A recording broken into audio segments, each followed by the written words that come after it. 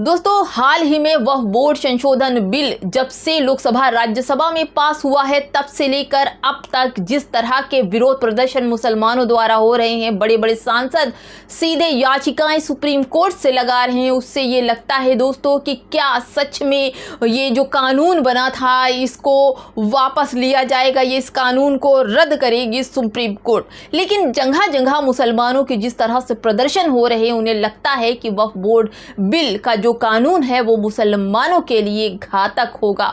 जिस तरह से मस्जिद, मदरसे और उनके घरों पर बुलडोजर से अटैक हुए हैं, उनकी चीज़ों को तोड़ा गया है, उन्हें बर्बाद किया गया है और बड़े नेताओं के द्वारा ये कहा जाता है कि पंचर बनाने वाले, तो कपड़ा बुनने वाले या फिर कपड़ों से पहचाने जाने वाले ये जो लोग हैं, ये जो है आपका मंगलसूत्र, मछली, भैंस सब लेकर चले जाएंगे। तो आप ये सोचिए, जब ऊंचे पद के अधिकारी इस तरह की बातें करेंगे तो क्या आपके लिए अच्छा कुछ सोच पाएंगे। जो लोग वक्फ बोर्ड कानून के बारे में बात करते हैं कि वक्फ कानून जो है, मुसलमानों की इतनी सारी ज़मीनें थी वो बिल्कुल भी पसमानदा मुसलमानों के काम ही नहीं आई। अब नरेंद्र मोदी की नज़र उस ज़मीन पर पड़ी है, वक्फ बोर्ड पर पड़ी है, तो अब मुसलमानों और महिलाओं के लिए जो पसमानदा मुसलमान हैं उनके काम आने वाली ज़मीन को नरेंद्र मोदी जो हैं वो पसमानदा मुसलमानों को देंगे और मुसलमानों के भले के लिए ये कानून लाया गया। दोस्तों, देश में तमाम तरह के कानून बने और रद्द भी हुए। जब आप ये देखिए कि सरकार ऐसे कैसे कानून लेकर आती है, जिनके लिए कानून लेकर आती है वही इस कानून से को राज़ी ही नहीं होते। इससे पहले किसान कानून जो लेकर आए थे, किसानों ने इसको एक्सेप्ट नहीं किया। फिर एनआरसी और सीए लेकर आए, उसको भी मुसलमानों ने एक्सेप्ट नहीं किया। अब मुसलमानों के लिए भारी भरकम वक्फ बोर्ड संशोधन बिल लेकर आए, रातिम-राता इसे पास कराया गया और सीधे दूसरे दिन ही राष्ट्रपति जी से मोहर लगा के इस पर कानून भी बन गया। लेकिन दोस्तों, मुसलमान जानता है कि उसमें वक्फ क्या है और जिस तरह से नरेंद्र मोदी और राज्य सरकारें वक्फ बोर्ड में गैर मुसलमानों को भर्ती कर देना चाहती हैं, और जब दोस्तों हमारे ही इल्म की बातें आपको नहीं पता, गैर मुसलमान हैं, तो आप कैसे हमारी चीज़ों के साथ मिलकर काम करेंगे। इस पर मुसलमानों का ऑब्जेक्शन है। और साथ ही साथ जिन लोगों की बहुत पुरानी प्रॉपर्टीज़ है, जिनका कागज़ नहीं, कुछ लोग विदेश चले गए, जिन लोगों ने वक्फ करके गए, उन सब कागज़ कहाँ से आएंगे।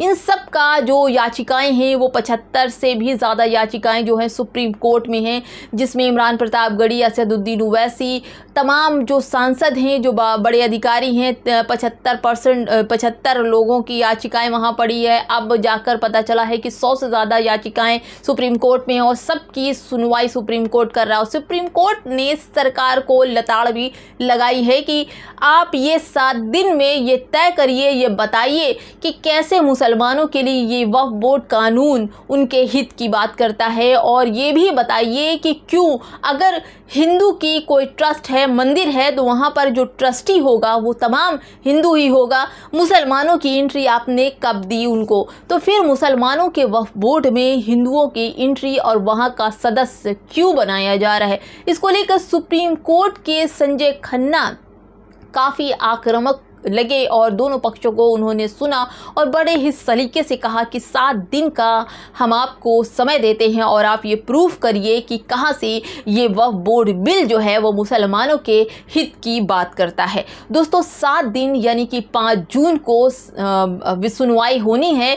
फिलहाल सुप्रीम कोर्ट ने इन सब तमाम चीज़ों पर रोक लगा दी है, जिस पर नियुक्ति थी कि वक्फ बोर्ड पर जिन जिन लोगों को पोस्ट दी जाएगी उस पर रोक लगा दी गई है। वक्फ कानून को पारित करके बिल्डिंगों पर कब्जा करना, ज़मीनों पर कब्जा करना, कब्रिस्तानों पर कब्जा करना, इस पर भी सुप्रीम कोर्ट ने आंतरिक रोक लगा दी है। दोस्तों, सुप्रीम कोर्ट की इस रोक से कुछ मनुवादी जो गलत मानसिकता वाले हैं, उन्होंने सुप्रीम कोर्ट को शरिया ऑफ इंडिया कोर्ट का नाम दे दिया है और ऐसे सोशल मीडिया पर पोस्ट और वीडियोस और फोटो वायरल की है, जिसमें सुप्रीम कोर्ट को पाकिस्तानी झंडा लगाकर उसको आतंकवाद का निशान दिया है कि ये सुप्रीम कोर्ट जो है वो पाकिस्तान की तरफ से है, ये आतंकवादी है। और मतलब लोग क्या चाहते हैं दोस्तों, यही मुसलमान था जब सुप्रीम कोर्ट का कोई भी फैसला आता था तो सड़कों पर रखता है, चाहे उसमें बाबरी मस्जिद का मसला हो, चाहे वो 3 तलाक का मसला हो। मुसलमान सुप्रीम कोर्ट की हर एक बात को मानता है, लेकिन संविधान की रक्षा करने वाले ये मनुवादी सुप्रीम कोर्ट को ही पाकिस्तानी जामा पहनाकर सुप्रीम कोर्ट और न्याय और जज की अवहेलना करने वालों पर कब शिकंजा कसेगा?